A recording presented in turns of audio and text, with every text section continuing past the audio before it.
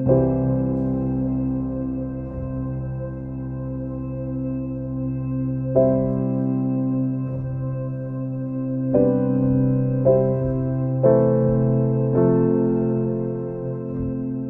yang membimbangkan kita lagi ialah kanak-kanak yang mendapat COVID-19, terutamanya COVID tahap 3 hingga 5 telah meningkat. Contohnya, tahap 3 telah meningkat sebanyak 50%, tahap 4 sebanyak 200% dan tahap kelima sebanyak 125%.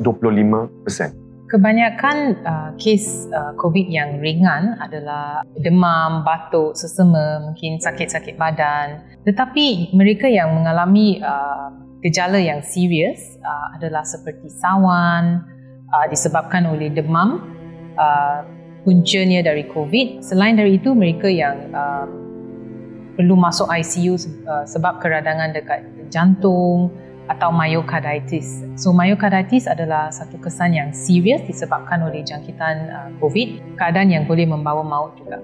Apabila kita lihat kepada data lah ya tuan-tuan dan puan-puan, kanak-kanak yang belum menerima dos 1 di daerah kita sehingga 31 Mac tahun 2022 adalah 51% yang masih belum datang ke fasiliti-fasiliti kesihatan untuk menerima dos 1, dan ini adalah data yang sungguh membimbangkan lah ya tuan-tuan dan puan-puan. Okey, anak saya yang pertama tu usia 4 tahun 4 bulan dan yang kedua tu lelaki berusia 2 tahun 6 bulan. Yang masuk ward ni adalah yang lelaki lah, yang anak yang kedua berusia 2 tahun 6 bulan. Okey, pada hari pertama dan kedua beliau demam panas, ada sampai satu masa tu cecah 40.3 darjah Celsius lah. Lepas tu tapi saya bagi ubat demam apa semua. Lepas tu sampai hari ke 4, 5, 6 dia mengalami kelesuan yang amat sangat. Sampailah saya ambil keputusan macam bawa ke hospital lah untuk pemantauan. Selepas anak saya dijangkiti COVID, saya, isteri saya dan juga anak saya yang lebih kecil yang berumur 1 tahun 9 bulan juga dijangkiti COVID. So ini adalah impak yang kami terima sebab kami duduk di rumah yang sama. Jadi total kuarantin kami lebih kurang sampai kepada lebih kurang 20 hari. Dan 20 hari untuk berada di dalam rumah, tidak keluar ke mana-mana, agak sukar sebenarnya.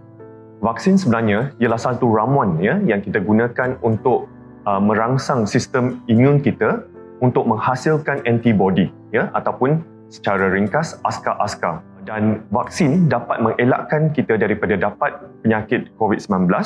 Ianya juga dapat mengurangkan tahap keseriusan penyakit COVID-19.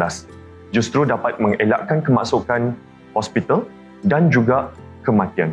Di antaranya saya melihat beberapa negara Islam seperti Arab Saudi, dia mengambil Pfizer, Jordan mengambil Pfizer, negara Turki mengambil Sinovac, Bahrain mengambil Pfizer, negara Kuwait pun mengambil Pfizer, Qatar dia mengambil Pfizer. Jadi banyak lagi negara-negara seperti Tunisia, Iraq, Oman, Indonesia yang mengambil Sinovac dan sebagainya. Jadi mula kita lihat adakah orang kata tiada ulama-ulama di situ mencegah ataupun bersuara berkenaan dengan hukum halal dan haram. Dan menguatkan keyakinan saya lagi bila kita mendengar daripada pihak kerajaan bahawasanya Pfizer yang kita beli, yang kita terima daripada negara-negara penjual vaksin ini dan disahkan bahawasanya vaksin-vaksin ini adalah merupakan vaksin yang tidak bercampur dengan bahan-bahan yang haram.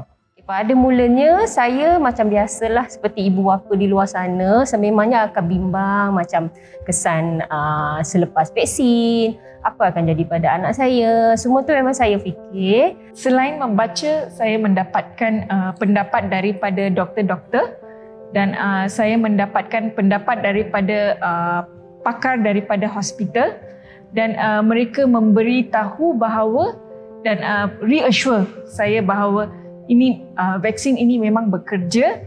Kesan sampingan susulan imunisasi boleh dikategorikan dalam 3 kumpulan, sama ada ringan, sederhana ataupun serius. Secara umumnya tidak semua orang akan mendapat kesan sampingan susulan imunisasi.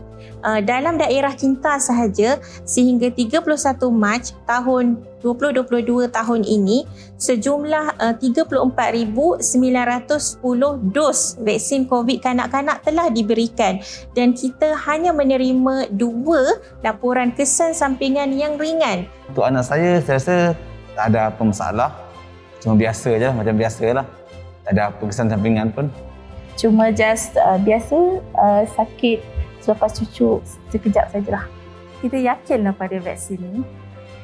Sebab setakat ni vaksin ni memang terbukti berkesan untuk mengurangkan kesan kesakitan yang ditanggung pada individu. Jom vaksin anak tuan-tuan dan anak perempuan sekalian supaya tuan-tuan dan perempuan tak ada rasa bimbang, tak ada rasa risau nak bawa diorang ke mana sahaja. Sebab diorang dah dapat imuniti.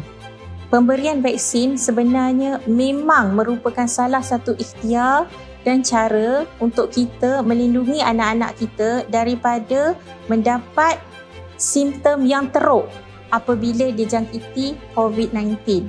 Jadi saya sangat mencadangkan kepada semua ibu bapa supaya bawalah anak-anak kita untuk mendapatkan suntikan vaksin COVID. Dapatkan segera suntikan vaksin COVID, lindung diri, lindung semua.